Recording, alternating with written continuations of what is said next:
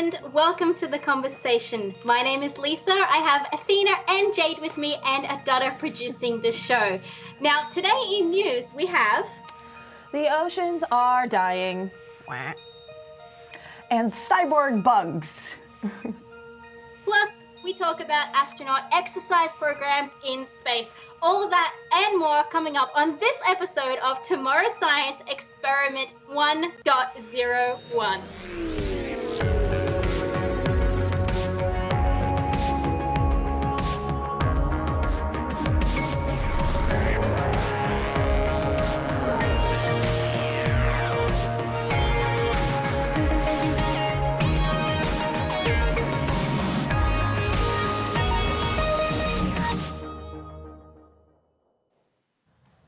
Hello, welcome back to Tomorrow's Science. Now, before we get started with our show today, I would love to give a huge shout out and thank you to all of the crowdfunding citizens of tomorrow, specifically our Escape Velocity Variety. These are the people that give us $10 per episode on Patreon or $30 per month on Minds.com. They get their name in all three segments of the show and get access to our exclusive behind-the-scenes Discord channel where all of the magic behind the show happens. So if you'd like to help crowdfund the shows of tomorrow, head on over to patreon.com or minds.com/TMRO. Now, we have so much cool science stuff coming up for you today on our very first episode. So let's start off with Jade. Something terrible is happening in our oceans. Yeah. What's going on? Gonna kick this show off on a high note. Well, breaking news, global warming sucks and it's killing our coral reefs. Yes, yet another gift from yours truly, the Anthropocene era, the cruel acidic heat death of one of the most beautiful, precious ecosystems on planet Earth. Hey, I mean, we're already destroying the rainforests of the land. Why not continue with the rainforest of the sea? So an international team of researchers recently published results from a study spanning 4 decades that monitored the rate and severity of coral bleaching. Not pretty, to say the least. So as we know, coral gets its beautiful range of colors from algae that lives in its tissues. The algae provides the coral with energy, while the corals provide the algae with shelter and nutrients. Coral bleaching occurs when seawaters increase in temperature and cause the coral to excrete that algae in a sort of stress response. In turn, this causes the coral to take on that eerie white color that quite literally leaves reefs looking like a scene out of Silent Hill. Although this doesn't necessarily kill the corals right then and there, it does place a huge amount of stress on them, not to mention the nearly 1/4 of all marine life that depends on them for food and shelter, many of them dying in the following days or weeks. The study found that the frequency of these severe bleaching events has increased dramatically and its effects are compounding. Before 1980, these bleaching events only happened maybe every 25 years or so, giving the corals time to recover between events. Since the 2000s, however, these events have started happening about every 3 to 5 years, and according to the study, that type of frequency can be devastating to our ocean's ecosystem. I mean, not to mention the $170 billion a year it rakes in tourism, resources, and beyond, according to UN Environment Program economist Pavan Sudek. And yes, it is undeniable that human-caused climate change and pollution is mostly to blame here. But, don't cry, it's not rest in peace just yet. Some faster-growing species of coral are able to heal from these severe bleaching events, taking about 10 to 15 years to recover, but only so long as ocean temperatures cool back down and stay relatively normal.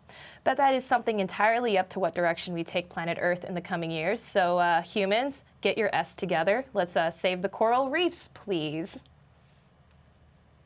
Oh man, it's positive to hear that, maybe the oceans will be able to withstand that change. But I think, especially for me, being Australian, the same country that, the Great Barrier Reef is located in, that's such an Australian thing for me. And films like Finding Nemo, actually, someone in the chat, Critical Spectrum, actually said, rest in peace, ocean, poor Nemo.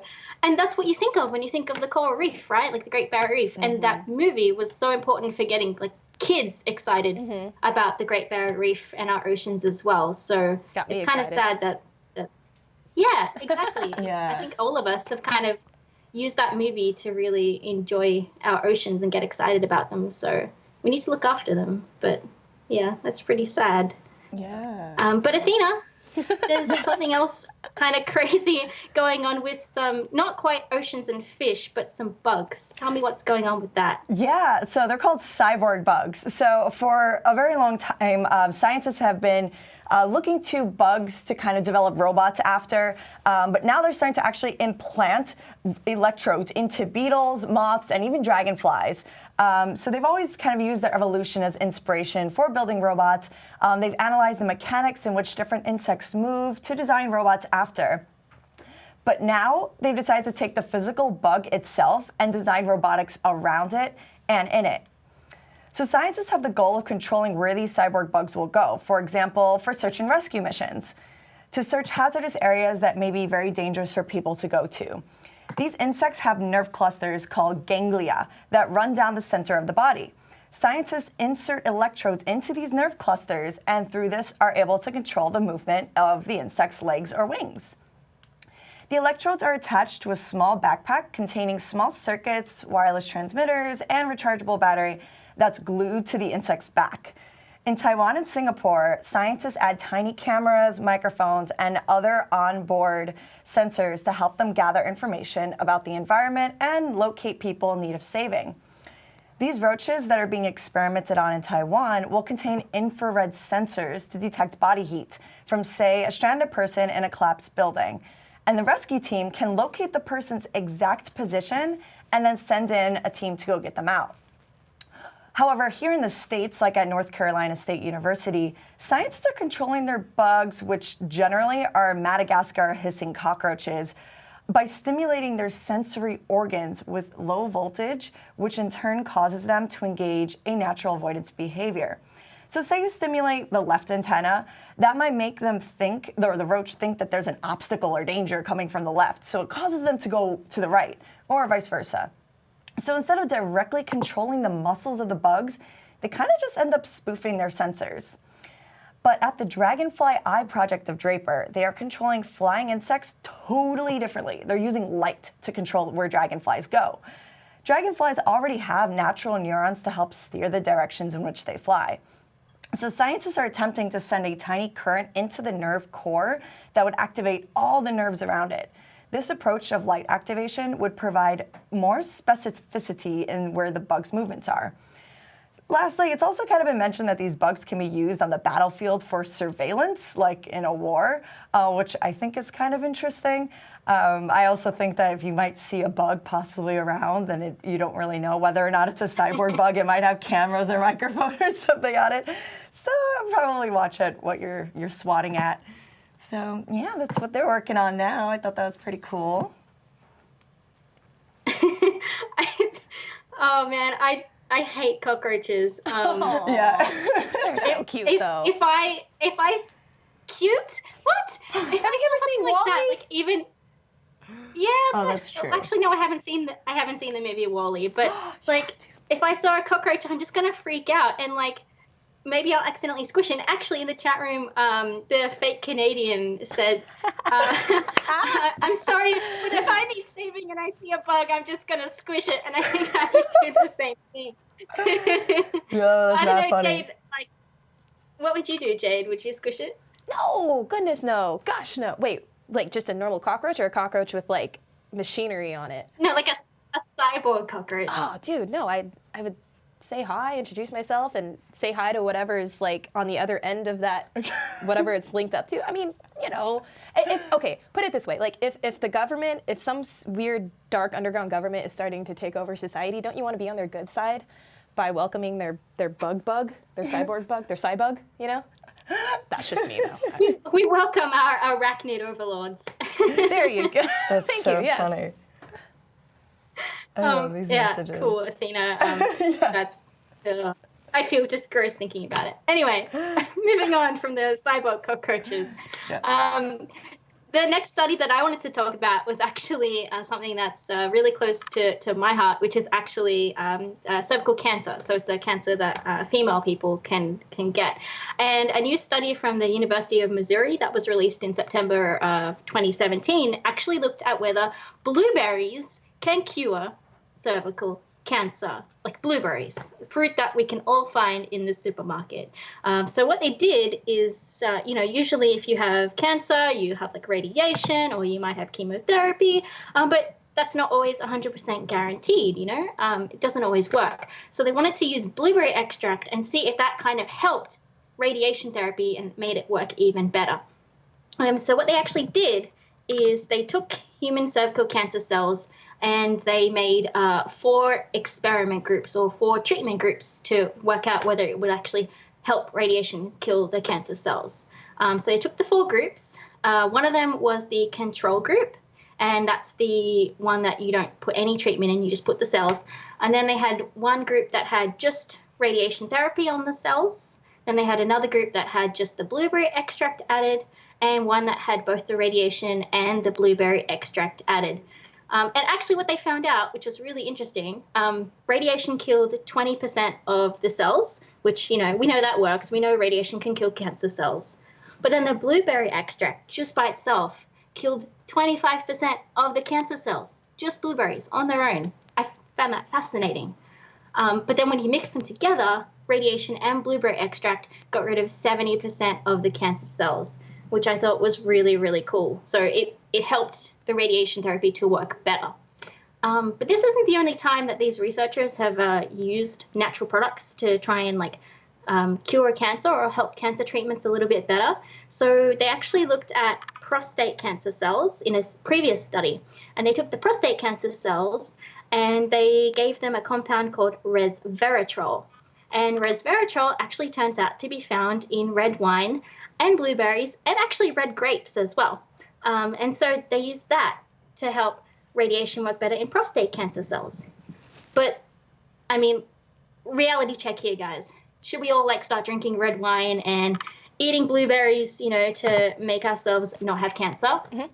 Well, to be fair, this study, I'm going to eat more blueberries anyway because they taste delicious. But this study was in a controlled environment in a laboratory, and, there was controlled conditions, and they were also not testing them, in actual humans with cancer. They were testing them just on the cells themselves. And so, it has to go through animal trials, and then it has to go through human trials before anyone with cancer might be able to, benefit from this as well. Plus, I'm not a health professional. Don't take my advice. Make sure you get all of your health advice from qualified professionals. So, yeah, don't go eating blueberries and trying to cure yourself until the science is in on that. So, right. Yeah, no, Athena and Jade, are you guys going to eat more blueberries from this? Oh, yeah. I actually bought blueberry preserves the other day after we had this discussion in the rehearsal, I swear. I was like, I wonder if this would actually, it has so many antioxidants anyway. So it's already really good for you. True that. And it can't hurt. But I was curious, there was someone who asked, did you read any research about it being applied to any other form of cancer or just cervical? This specific study itself was just on cervical cancer cells. Okay. But yeah, the research group, they've used prostate cancer cells before. This one was cervical cancer. They're actually trying to expand and test a lot of different other natural extracts as well. Like they're looking at pumpkin extract and watermelon extract as well. So they're taking a whole range of natural fruits and vegetables and trying to work out which one of those has the right compounds that might be able to boost our other normal medicine techniques and make them even better. Help a lot with lowering cholesterol, actually. Really good for that. I was researching that. And ginseng has so many good properties. So everyone start having ginseng a lot. Learned that in Korea. But yeah, cool.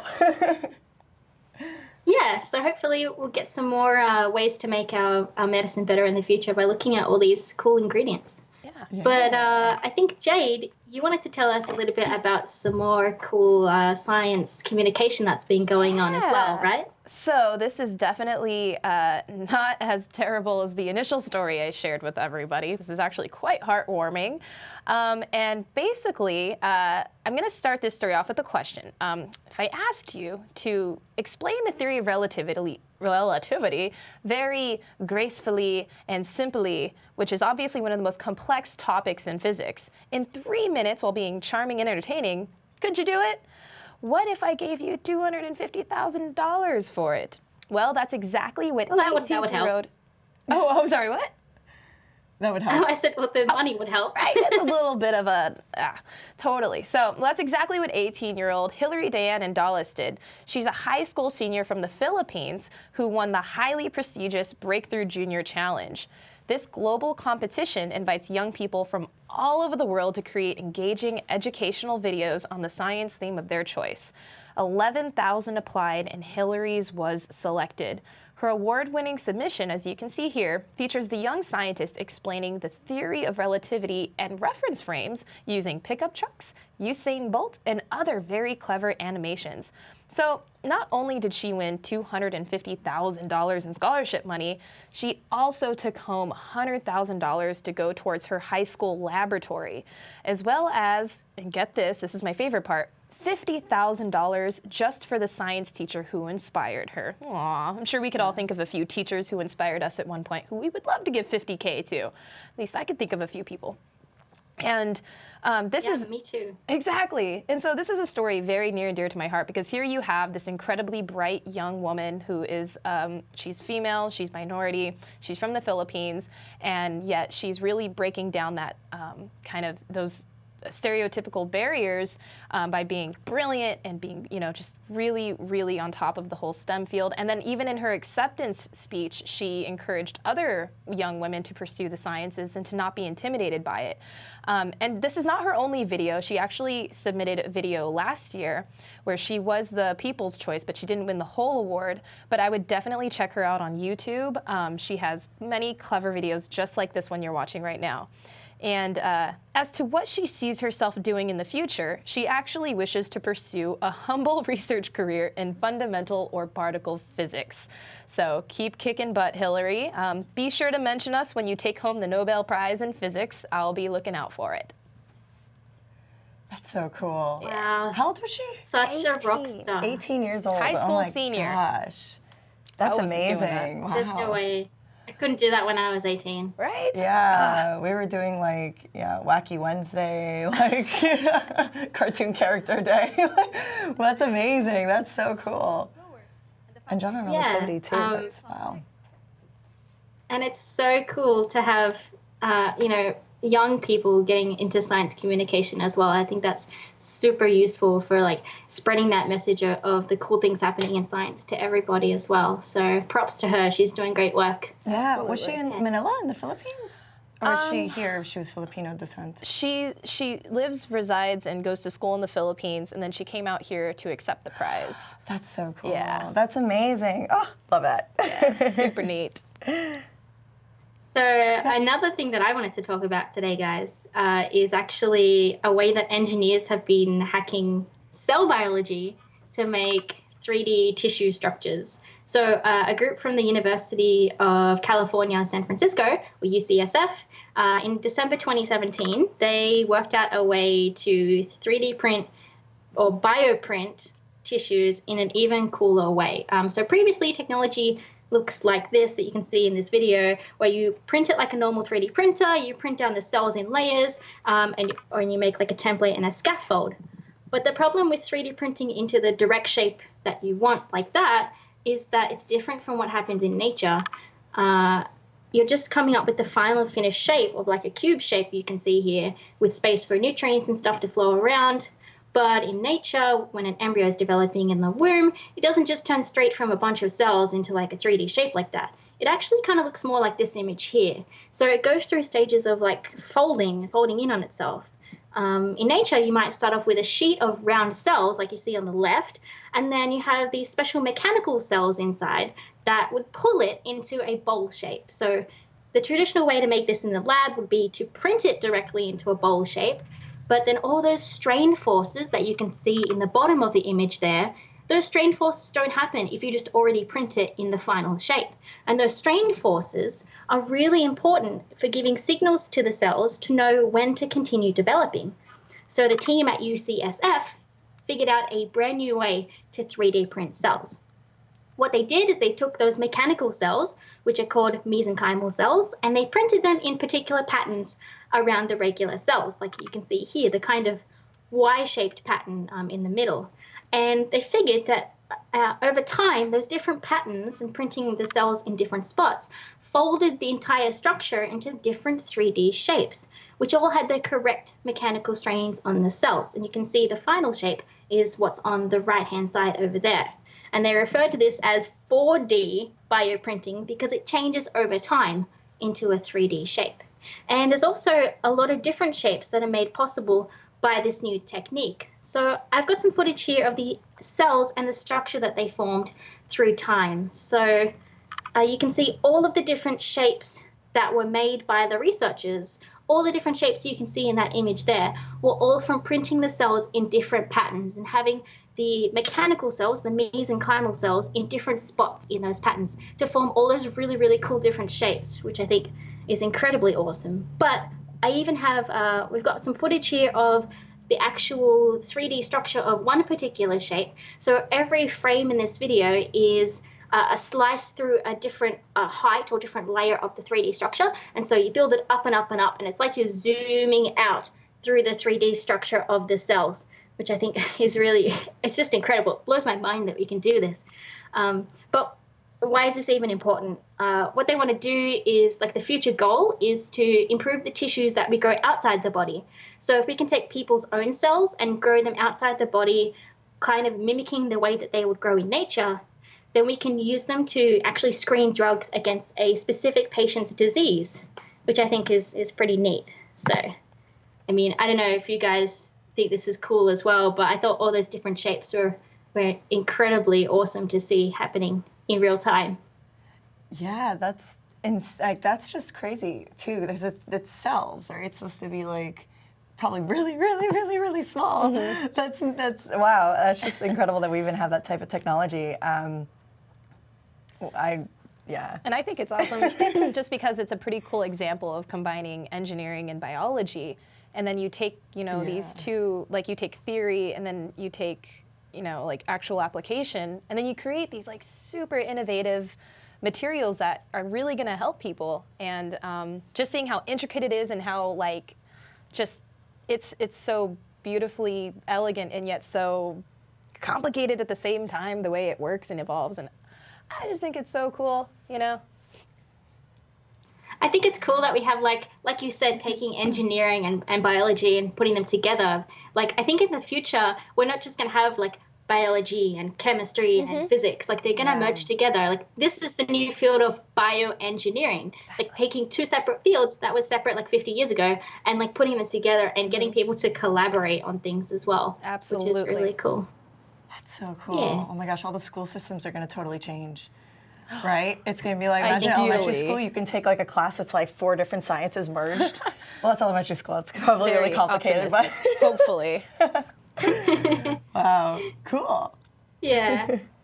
So our last story that we have here in news today, Athena, there's something going on in the universe that's happening very fast, right? Tell me all about that. Yes, fast radio bursts. So at the University of California, Berkeley, they have something known as the SETI project, which I'm sure many of you guys already know about. It's the search for extraterrestrial intelligence. And they recently found a fast radio burst known as FRB 121102.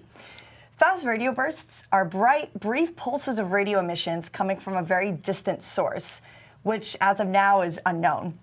However, astronomers both at Berkeley and in the Netherlands detected and confirmed these observations of the FRBs to be 100% linearly polarized, which pretty much just means that all the energy is coming directly from one direction. So in this demo, it shows polarized light. As you could see, it's light oscillations running along a coordinate system.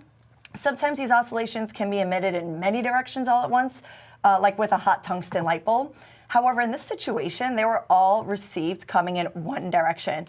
So this means it must be coming from a highly magnetized source, like the area around a black hole. This FRB seems to repeat, and many, many times. This is the only recorded FRB to do this. More than 200 high-energy bursts have been observed coming from this source. As of now, astronomers know that these bursts are coming from a dwarf galaxy about 3 billion light years from Earth. But where exactly in that galaxy, they're still not sure. Astronomers believe that these bursts are, like I said, 100% linearly polarized, So that might mean they're possibly coming from a magnetar, aka a highly magnetized rotating neutron star, which may be close to a very massive black hole. Also, these bursts only last for a short amount of time, ranging from about 30 microseconds to 9 milliseconds in duration. This indicates that the source could be as small as 10 kilometers across, which is the typical size of a neutron star. The other possibility is that it's the interaction of a magnetar with the dusty material of a nebula, which formed through the death of a star that exploded and possibly produced the magnetar. Or it's the interactions with a highly magnetized wind that comes from a rotating neutron star or pulsar. As you can see in this demo, when you have a really highly rotating neutron star or pulsar, it's giving off highly magnetized winds. The last possibility is that the FRBs are signals from an advanced civilization. So UC Berkeley postdoctoral fellow Vishal Gajar of Breakthrough Listen and the Berkeley SETI Research Center says it is possible. He says, in quotes, "We cannot rule out completely the ET hypothesis for the FRBs in general." So until more research is done, we can't completely know what is causing these fast radio bursts, but I like to think it's aliens. Aliens. It's aliens! It's totally aliens talking to us. Because it's like repeating. That's what's so crazy about it. It's not just like, one burst of energy of radio emissions. It's like over and over and over again. So it's just, and it's coming from like one direction. So it's like, yeah, it's just crazy. It's totally aliens.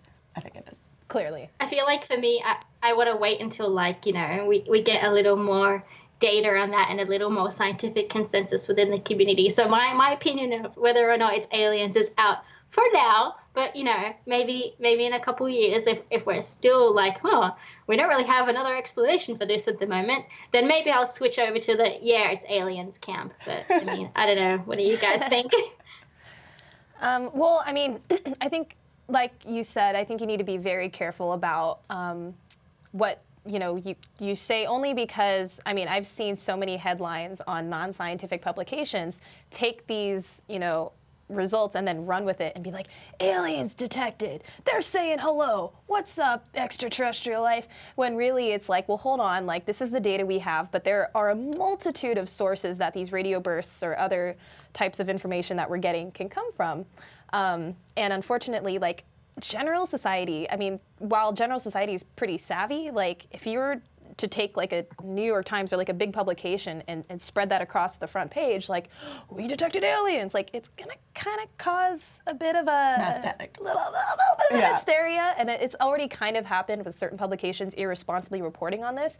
So right. I 1000% agree. We should, take it with a giant grain of salt, but the prospects are exciting nonetheless.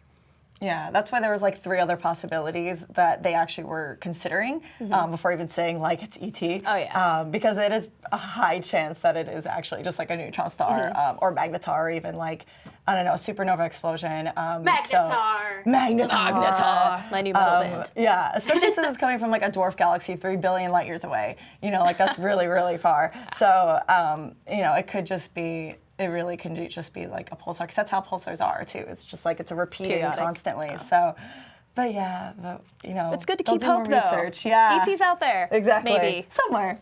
Yes, in the movies. My Vulcan husband's out there somewhere. There was someone in the chat room, Michael Charlotta, who said, coming back to that awesome name of Magnetar, they said, epic band name, Magnetar. I would definitely buy the album of that band name. Yeah, so, that should be a band name. I'm sure it is somewhere. Yeah. The Magnetars. That'd be a lot. All right. So that's all the news that we had for you all today. We're going to take a quick break, and when we come back, we're going to be talking astronaut exercise programs in space. Stay tuned. We'll be right back. We've always looked to the stars. They guide us, give us comfort, help us find our way. We see ourselves out there. When we look up, it inspires us. And we long for something we don't yet know. We yearn to go there. So, we venture forth. We choose to go to the moon in this decade and do the other things, not because they are easy, but because they are hard. Because that goal will serve to organize and measure the best of our energies in space. Tranquility Base here. The Eagle has landed. It's one small step for man, one giant leap for mankind. The exploration of space will go ahead, whether we join in it or not. Many think we stopped exploring. But we know our journey didn't end. T-minus 1 minute. We've only just begun.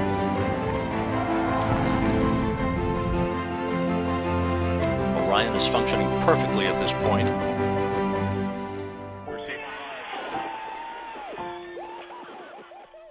Come with us and explore tomorrow.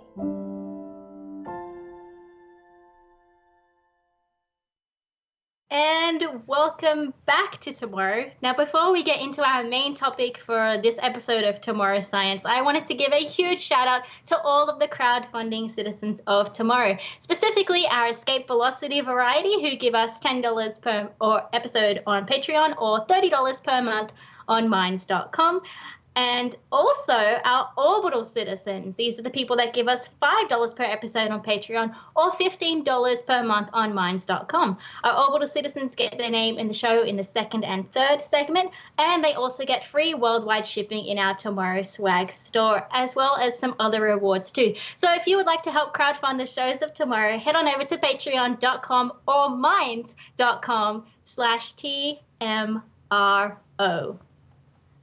And for our main topic today, we thought we could talk about astronaut exercise routines in space. Because when you head up to space, you're in a microgravity environment. So all of your body, your muscles, your bones, they aren't getting the same kind of like mechanical forces that they're used to.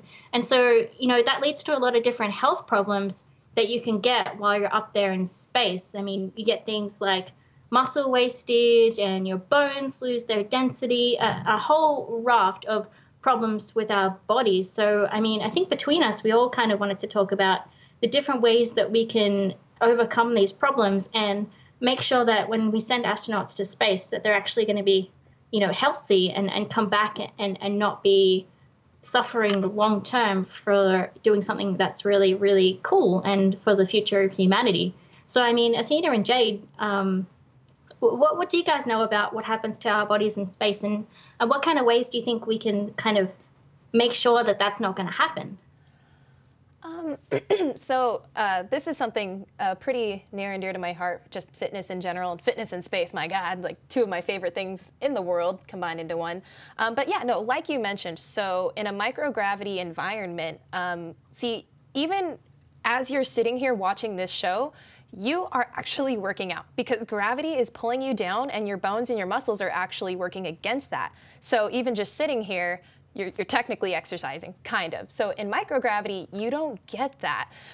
Your muscles are being atrophied, like you said, and that contributes to bone loss. And I did a little research. The first few astronauts who went to space, they actually didn't have any exercise protocol in place, so that when they did come down to Earth, they did have a multitude of health problems. So it's really important that we keep them, in shape and keep their bodies working. And even with the very innovative and awesome, workout regimens that they have, they still lose about, 10 to 15% of muscle mass, 10% of their endurance, and that's with like all of the physical activity they're doing in space on the ISS as we speak. Yeah, they're actually, I had just saw this morning, that there's this machine that they're working on known as the Vesper system. Mm-hmm. Is it the Vesper system? Vesper system? Yeah. And it's supposed to be equivalent to about 2 hours worth of a workout in just 20 minutes. And it's this crazy thing. You're sitting down and it's sort of like a sitting down elliptical. Yeah. And so you're moving your arms and your legs, and it has these compressions on your arms and your thighs and your calves that are constantly cooling and heating your muscles, which is supposed to be reactivating. I think it's like a healing process of the muscle recovery. It's like Ben Gay. Yeah, exactly. Which is pretty cool. But my favorite part actually is like there's these cooled copper plates that the person has to be barefoot on. And when they're barefoot on that, they say that it's equivalent to being grounded on Earth. So this was to release about 10 hertz of discharge. And through this, it's like similar to the Earth's surface. It lets your body release static electricity. And when you have a lot of buildup of static electricity in your bottom, it can be really, really bad. It can lead to like muscle tension, stress, and just overall poor health. So this is supposed to like really, really help with that. And for somehow, it's also supposed to release more hormones that are supposed to help build muscle that usually would take like, intense workouts for about 2 to 3 hours in just 20 minutes. So NASA's hoping to use this machine also in space and zero gravity to help their astronauts not having to, work out for like 2 to 3 hours because their time is super valuable up in space. So yes, I think that would be pretty cool to incorporate that type of machine, which I thought was interesting. I think that machine is really cool. Once they get it working, I mean, one thing that I guess they might have to do is take it up and do like a 0G flight to make sure like all of the equipment parts work as well. Like the video that we just saw before was like testing out on a 0G flight that all the machinery that is going to be providing the exercise for you, it actually has to, it has to work in 0G as well. So it's like that double extra step of not just making exercise equipment, but like making sure it has to work in space as well, which, is an added level of difficulty, and it takes a lot of cool engineering to make that happen. And I'm glad you mentioned that because that's a huge problem. So when you go to a gym, you have like your squat racks and your dumbbells. What builds the muscle is that resistance. And so again, in microgravity, resistance is a very tricky thing to kind of develop. So there's a couple machines they use, my favorite being the Colbert, yes, named after the great Stephen Colbert. And it actually stands for something very kind of complex. But essentially it's like this treadmill with harnesses that like kind of pull you down and force you to run against some sort of resistance. Really cool. Another one they have that's my favorite is called the Cevis, C-E-V-I-S, and it's basically like this piston-driven machine. It looks like a Smith machine, which is like a barbell fixated on these two metal things. And it's really, really cool because you can squat, you can deadlift, basically, really good compound movements that work your whole body out. So it's really fascinating how this engineering has come into play with kind of overcoming the fact that, hey, you're somewhere where everything is basically weightless, but you still need to maintain muscle mass, and you got to do it for 2 to 3 hours a day, 6 days a week. I mean, that's a lot of time. Like she said, that's a lot of time. Yeah. So Colbert apparently stands for, according to Taz in the chat, thank you, Taz. Colbert stands for the Combined Operational Load-Bearing External Resistance Treadmill. So that's obviously a backronym by NASA. Thank you. Wow. But Jade, you raised a really good point about like load-bearing exercises, because those kind of resistance exercises are what you kind of need to maintain your muscle mass, right? So in the chat room, we had Neuropilot asking, oh no, it wasn't Neuropilot, it was Hands Vorwerp. Sorry if I pronounced that wrong, Hands Vorwerp.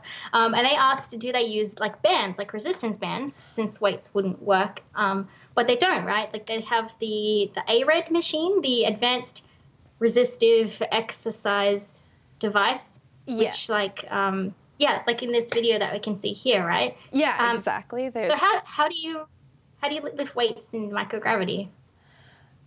So what you're seeing right now is that piston-driven machine that I was talking about. But there was another mechanism that did involve a sort of resistance band that, again, is tethered to something more stable. And I don't remember the particular name of that contraption, but I'm sure it's just as clever as all the other ones. But yeah, so kind of what she's doing right there, as you can see there, it's kind of like cable-based. And again,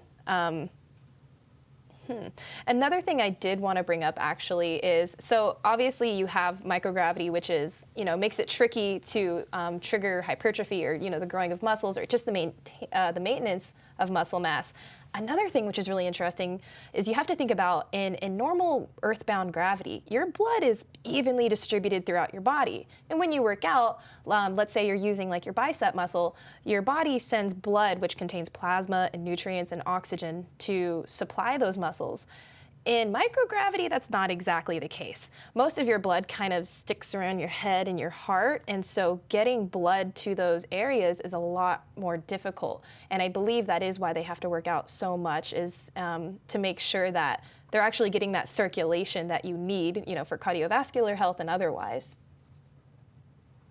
Wow. I didn't even think about that. Yeah. The issue with all the blood and the fluid kind of sticking to your chest rather than being like distributed around your body is like, it also has other physiological effects, like increasing the intracranial pressure inside your head as well, which has like side effects like squishing your eyeballs and all of that. So lovely. as well as, being for muscle maintenance and bone health, like doing that exercise and getting the blood flowing around your body also helps to kind of relieve that pressure that's building up inside your head as well. So there's all these like knock-on effects that having exercise is able to, kind of relieve those symptoms a little bit as well. Yeah. I wonder if they have any like eyeball exercises, because I also saw, I saw this a while ago, and I just saw in the group chat they said the optical nerve, a lot of times it tends to get weak. It's like right behind where the eyeball actually lays, and that starts to get weak too because it doesn't really need to fight against that gravity like we're saying, and so it can actually start to cause eye issues. I think they're actually doing research right now on Scott Kelly, which is like pretty cool because he has an identical twin. So they're trying to figure out as far as like what can be done as far as any eye issues or optical issues. So I wonder if there's like eyeball exercises that they also can do. They're like, oh yeah, like squinting really hard. Okay, I'm trying it. It's not working. I'm just looking everywhere all the time. We should do that during the show, just like. My contacts will pop guys. out. Yeah. Jade, I had another question for you. So in the chat room, Sarge Enzyme wants to know, can they electrically stimulate muscles as well to keep the astronauts' muscles in shape? Like, do you have to use resistance exercises, or can you like use electrodes, or kind of like Athena's throwback to news and stimulate like the cyborg cockroaches who can like stimulate astronauts' muscles? So Does that work? That's interesting. So I'm sure you probably remember from, I think, like the 90s or 2000s, the famous and infamous infomercial where it's like, get abs by sitting down. And it was basically like this, like, they would just like these little metal or electric electrodes, that was redundant, but they just like kind of pulsate and you just sit there and it just like works your abs. Kind of a similar idea. However, I don't know that that is effective in actual, again, building and maintaining muscle. I have a hard time. I mean, I think that it would work if you were to pair it up with the resistance training that they do in microgravity right now. But I mean, I think just exclusively, like, just kind of sitting there and just, I don't believe exactly, right? I understand the idea behind it, but again, I think it requires a more holistic approach in terms of just making sure astronauts are healthy physically. But that's a good point to bring up, though. I like that. Yeah. Yeah. What about like on Mars? Do you think that we'd have to have like the same kind of exercise program of like, what is it, like 2 hours a day they have to exercise on the space station? Would that be like the same? It might not have to be as intense because isn't Mars gravity 30% of Earth, and so they probably it's not like completely 38%. So I think that maybe they won't need as long of an exercise. So that's interesting because the reason that the developing research into this is so important is because if we want elongated space flight, aka sending people to Mars, like that's a much longer commitment than just going up to the ISS or staying on the ISS. Because, again, it's a longer commitment and also it's microgravity. And then, when you do eventually land on Mars, you are going to have some more gravity, some more opportunity for resistance. But yeah, that was one of the big reasons why there is so much kind of research going into this is because this is something you need to take into consideration because if your astronauts aren't healthy and they're kind of like deteriorating on their way to Mars, like they're not going to get too much work done. I mean, I don't care how buff, what's his face was it, Mark Wahlberg? Who was in that movie? Yeah. Oh, no, Matt Damon. Matt Damon. Damon. I Yeah, for always The get those Martian. two confused. Yeah. Matt Damon. You know, I don't care how buff he was. You know, he had to have worked And out. he like had just woke up too. Wasn't he right. like asleep? Yeah, He woke yeah. up It's buff. like, okay, calm woke down, up like Matt this. Damon. Yeah. That's so interesting. But then, like, if you started working out, oh, go ahead, Athena. What I was going to say was, I think also what's I just want to tie back down to Earth also is all this technology and all this research that's going into everything that can also benefit astronauts. I think can also really help a lot of people here too for medical technology, like for osteoporosis patients, because like you are losing bone density, you're having a lot of issues, circulatory issues, and I think that after we've kind of done a lot of this research and figure out how to help benefit people in, zero gravity or microgravity for astronauts, it can really also help people here on Earth too and help maybe reverse their symptoms that they're maybe having of mass loss, bone density loss. And I think that would really, really help for like future generations of Earthlings other than future Martians. Yeah, and that's cool that you bring that up too, because again, and this kind of ties back to like the big, like, well, why invest so much in space travel? Why, like, what does it do for us here on Earth? Well, besides the, countless translations between aeronautical technology and then what we use here on Earth, but that's another contributing science in that the studying of atrophy and bone loss in microgravity has actually contributed to some technologies and medicines we use today for osteoporosis and for people who have, kind of degradational, is that even a word? Diseases where, their bodies kind of attack their muscle mass. So that's really cool that you said, it will affect future Earthlings. It indeed does, absolutely. Yeah. The other kind of technology that I've been hearing about in terms of like physical health in space is like this suit made of like something elasticy material, and it's like a compression suit that like the suit material kind of hugs you to kind of provide the same kind of resistance that you might feel down here on Earth as well. But that's in very early stages at the moment. But again, like it's like the technology that we have in space can be used for things like elite athletes and their training programs and stuff down here too, which I think is really, really cool. Yeah. Awesome. But the chat room also has a few different questions as well. There's one from Raj Luthra who asks, are there any foods or drinks or medications which can reduce the bone loss or the muscle mass loss? I believe they're referring to in space. And that comes back to what Jade was saying, is that things we're doing in space are finding medicines that help people down here on Earth, because there's one in particular for osteoporosis. That medication is called alendronate, and alendronate was first tested up on the ISS, on the expedition. I think it was Expedition 21, whichever one astronaut Bob Thirsk was on.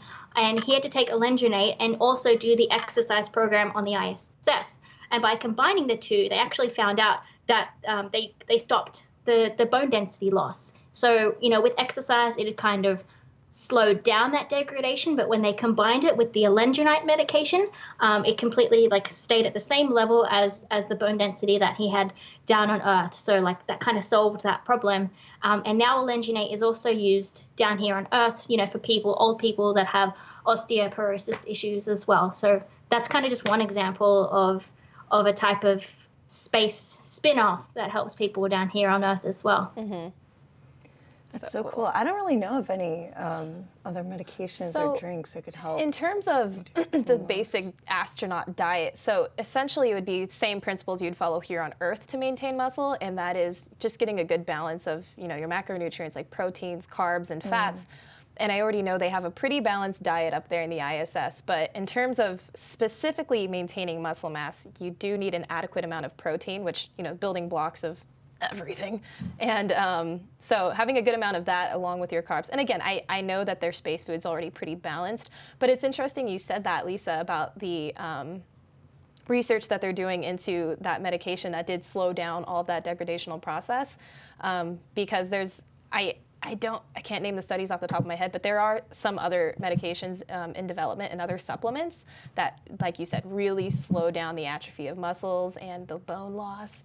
and all sorts of other terrible things that happen when you don't exercise in space. Yeah. Yeah, I think the takeaway kind of message from all of this is like, you know, you need to have both sides of the equation. You need to have the correct nutrition and the correct kind of dietary intake, the right amount of protein and everything, the right medications to supplement you. And then you also need to have the right kind of machinery and exercise equipment and exercise programs.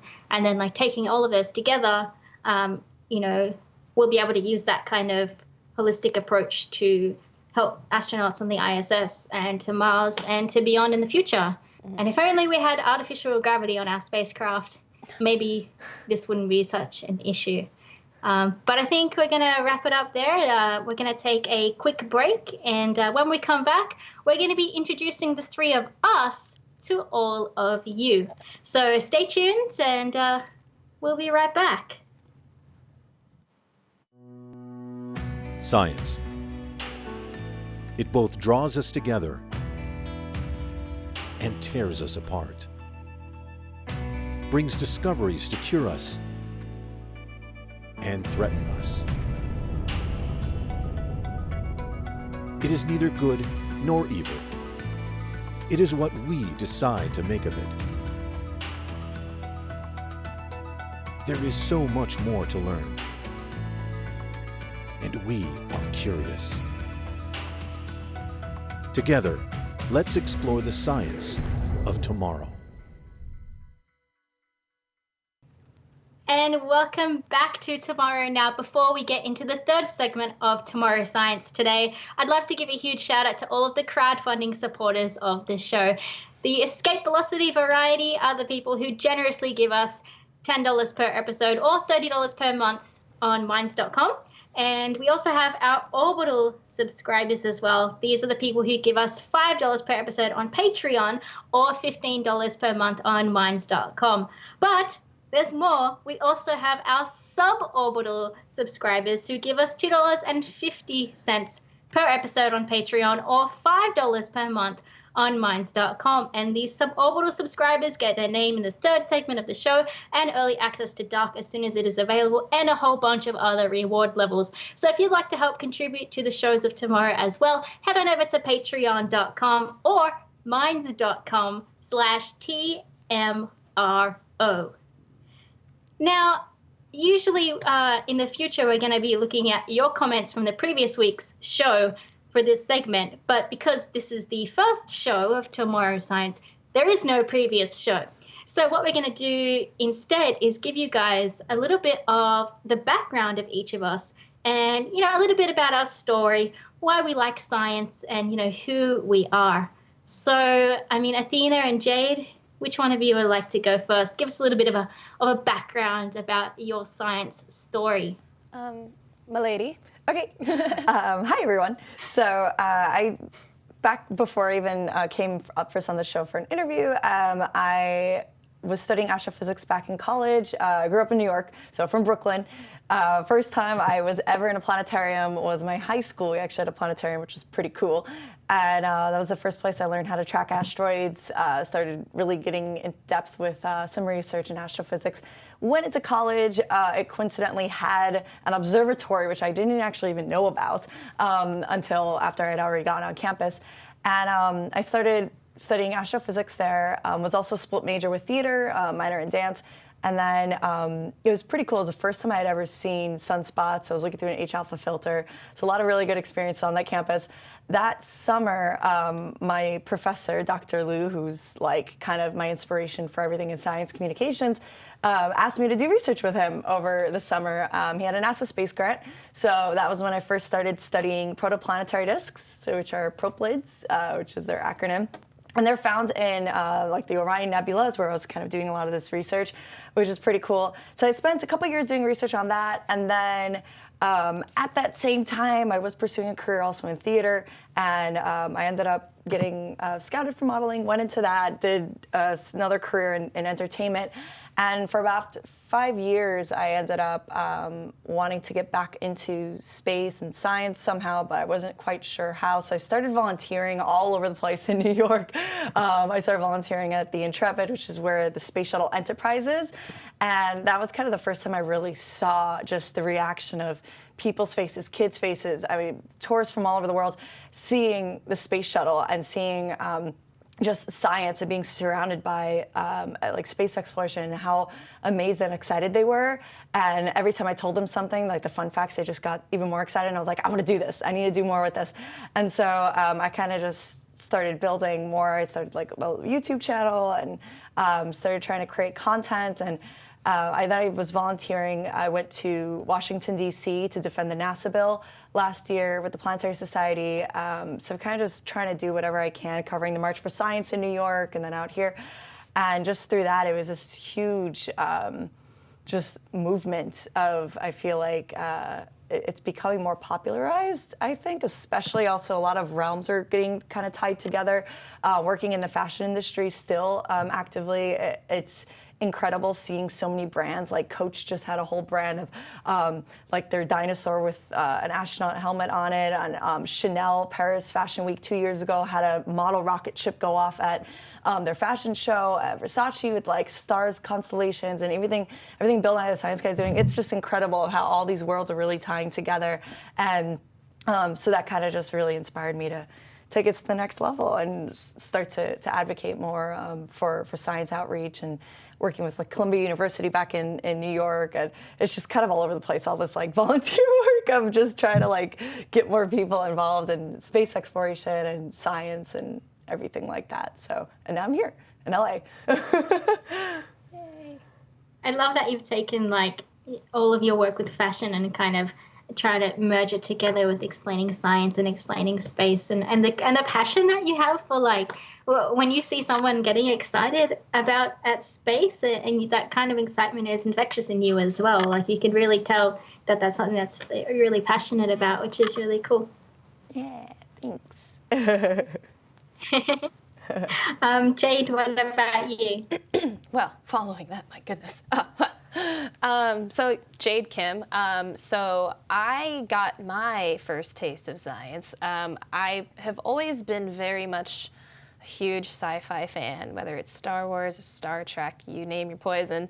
In high school, I actually started to wonder, okay, so you have, you know, the Death Star, you have Tatooine, there's 2 suns, like I wonder if that exists. And so that kind of sparked my initial passion into science, and astronomy was what really grasped my heart. And I looked through my first telescope when I was 15 years old, and I saw Jupiter, and I was like, I'm shook. Sign me up. I'm gonna be into this for the rest of my life. And so my professional career since then has been in science communications and outreach. I'm very lucky to work at the Griffith Observatory, which is an astronomy museum in Los Angeles. I work there with Jared, yes. And together we spread the word of science, and it's pretty fun. And I also work at a nonprofit right now that assists low-income students with getting careers in STEM. So women and minorities, underrepresented populations in science, tech, and engineering and math. We kind of help give them the resources that, you know, people who work at MIT have access to. So really grateful for that opportunity as well. In terms of science outreach, been about at the Griffith Observatory almost 6 years, started there quite young. And I've also done a lot of outreach in elementary schools. In fact, it took me to West Africa. I did a lot of outreach in different orphanages along the west coast of Africa, which was probably one of the most amazing experiences. I was actually supplied by the LA Astronomical Society and the Planetary Society with like little solar sunglasses and dioramas of the solar system. And for a lot of those kids, they had never seen a planet before. They didn't even realize they were on a planet. And so just being able to share that with you know, certain isolated populations, one of the coolest things ever. And I'm very grateful to be able to do, you know, science outreach on a cool channel like this.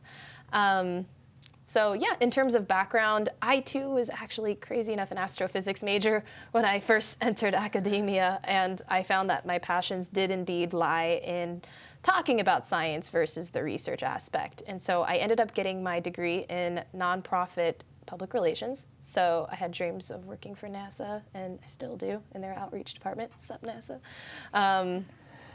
Yeah. And yeah, so my hero has always been Carl Sagan, and Carl Sagan very much championed the idea that the average person in society is a lot smarter than we give them credit for. And if we just share with them the majesty of the universe, they'll understand and they'll appreciate it like you do. It's just a matter of being able to communicate it in a way that's accessible to everybody. And so I feel like that very much ties in the mission with what we're doing here. So thanks for having me. Do you have a favorite moment from your 6 years at working at Griffith? Just one?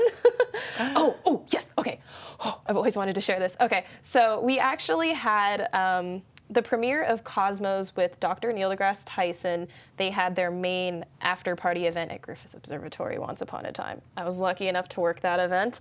And one of my favorite moments at Griffith Observatory, I'm standing by, if you've ever been there, we have what's called a Foucault pendulum right when you walk in. It illustrates the rotation of the Earth. I'm standing by the Foucault pendulum, just nervously, like, I wonder who's gonna walk in, oh my gosh.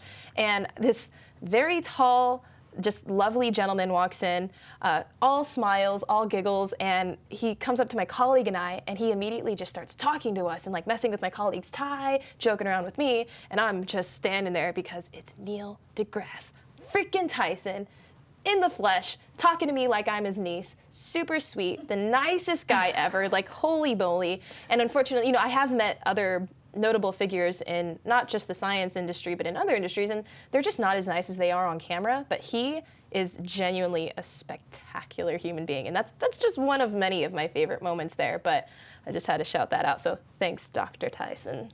You're the best. Athena, didn't you work with Neil deGrasse Tyson as well? I did, yeah. So when I was doing research at the Hayden Planetarium, as where he's the director of, I had a few encounters with him. He was the first person who ever told me about the term science communicator, because he was the first person who ever told me I should be one.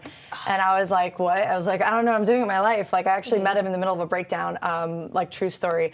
And I was in the middle of running between castings. I was doing stuff for America's Next Top Model at the time, and at the same time was trying to do my research, and AAS was coming up. All this stuff was going on. And I had missed the day that he had met all the research experience for undergraduates, the REUs.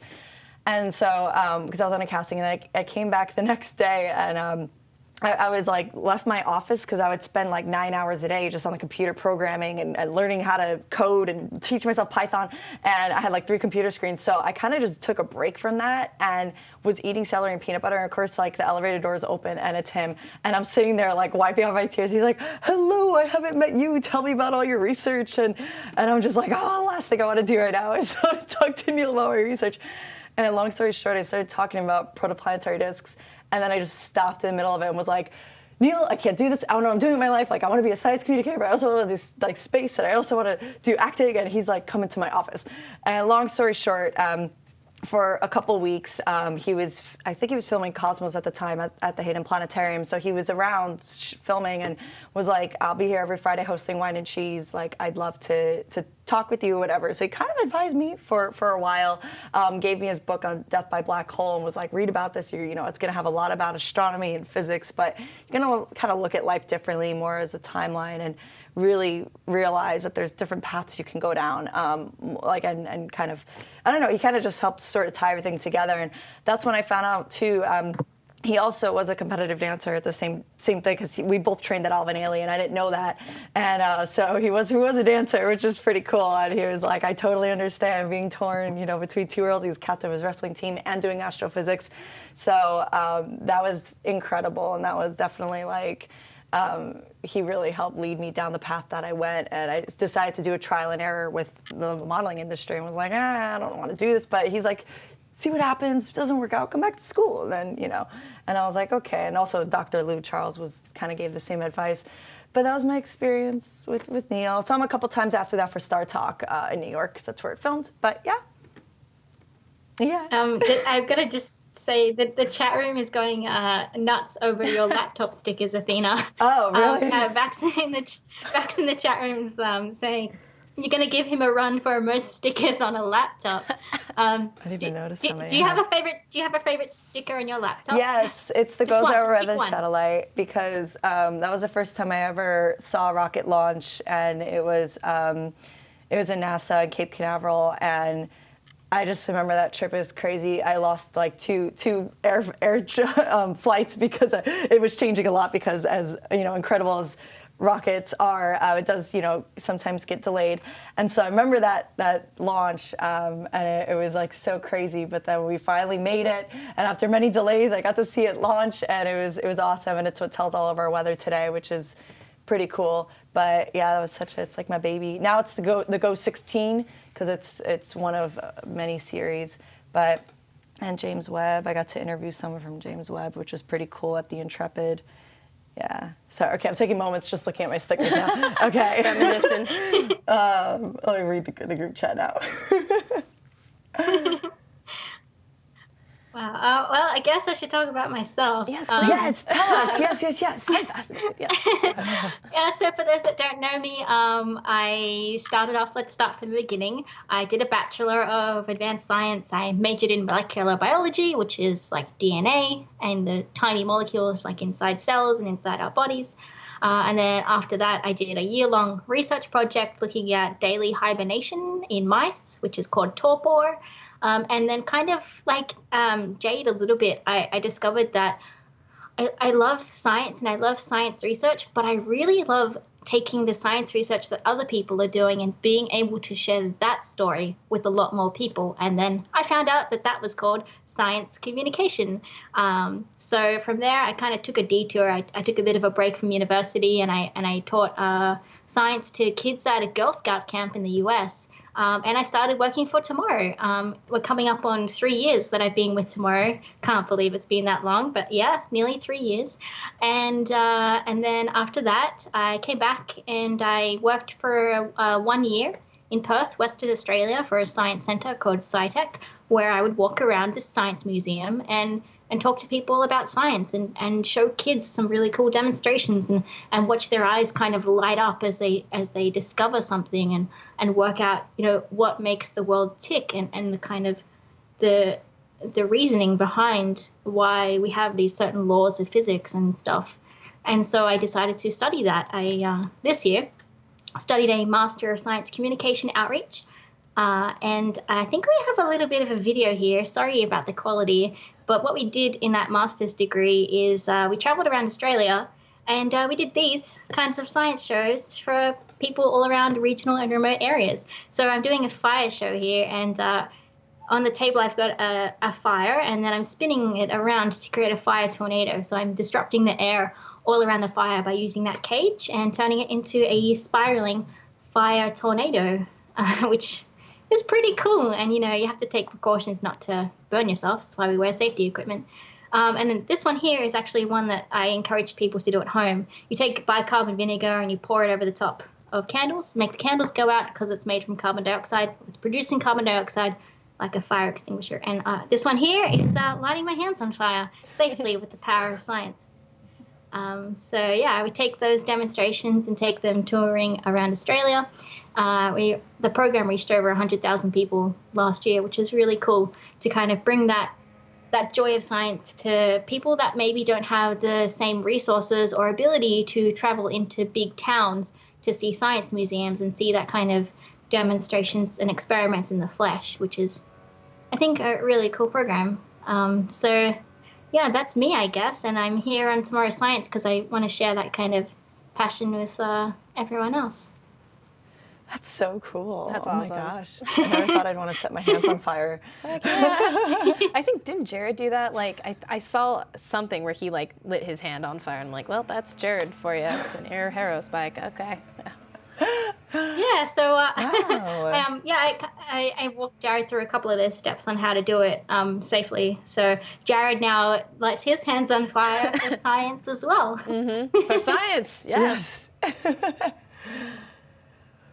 That's so I think cool. it'd be really cool to kind of do that in the studio at one point, but then I got told that this set is made from wood and wood is flammable and safety something blah. So whatever. I mean the set, not set. We're totally on station 204 orbiting planet X. There you go. Yeah. Planet Calf. Yeah. So that's Very me. I don't know if the chat room had any questions for us. Feel free to throw them at us now. Then Incredible says, no fire on station. No promises. I hope you guys have insurance. But, if it's an experiment and it's, all about bringing science to the community, then we should totally do some experiments on the station. Yes, please. Yeah. Get like the workout equipment. That'd be fun. Ooh. How much it is to rent that? The Vasper system. That'd be cool. The Colbert. We do have a question. We have a question from Daedalus.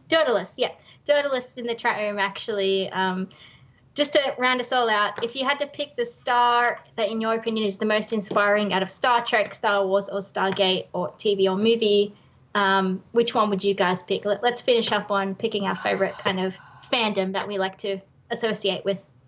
That is a hard question. The Turtlist knows what they're talking about. They know what they're doing here.